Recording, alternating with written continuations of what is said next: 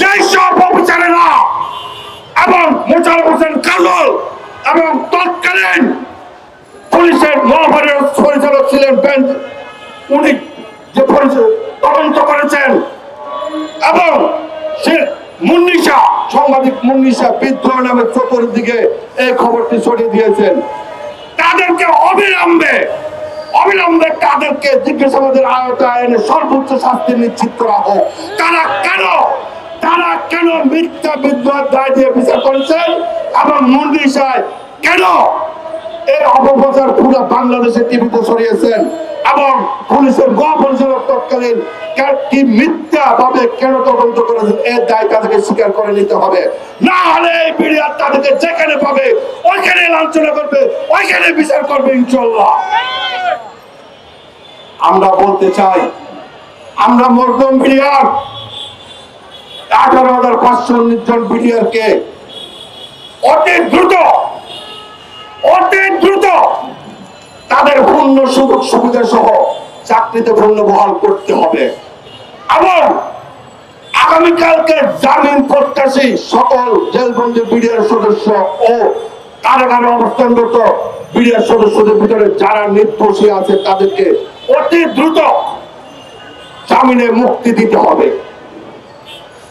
আমি ফাঁসি বুঝি না, আমি যাবজ্জীবন বুঝি না, আমি চাকরিচ্যুত বুঝি না, আমি বুঝি নিরপরাধ বিডিআর সদস্য।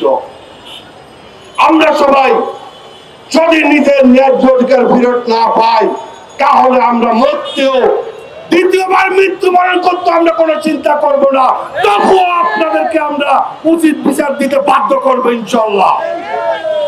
খুব দুঃখ লাগে, আমরা এই দেশের সন্তান, আমরা এই দেশের নাগরিক, আমরা কারো না কারো কোনো না কোনো মায়ের পেট থেকে জন্মগ্রহণ করেছি। আজ আমাদের পক্ষ হয়ে কথা বলতে প্রতিটি সংগঠন মুখে লাগাম দিয়ে আছেন। আমরা বলতে চাই, আপনারা কাকে ভয় পাচ্ছেন? আপনারা ভয় কাকে পাচ্ছেন? আমাদেরকে বলুন, ওই ভয়ের বাত আমরা ভেঙে দিয়ে বলবো আপনাদেরকে।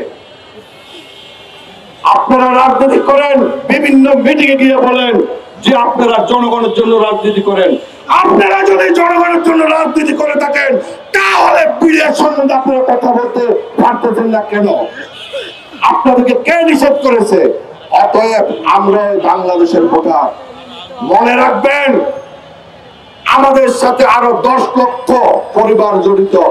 অতএব আপনারা যদি এখন সত্যের পথে কথা না বলেন তাহলে আপনারা ভোটের জন্য যখন আমাদের দরজা আসবেন তখন আপনাদেরকে সর্বোচ্চ অপমানে বেজ্জতি যেটা করার আমরা করব। আপনারা পুরো বাংলাদেশে ক্ষতিগ্রস্ত বিডিআর সংসদের পাশে এসে দাঁড়ান এবং আমি সাংবাদিক ভাইদেরকে বলবো, দয়া করে আপনারা আমাদের সংবাদগুলো প্রকাশ করবেন। জানি আপনাদেরকে ফোন করে নিষেধ করা হয়েছে বিডিআরদের কোনো সংবাদ প্রকাশ করবে না।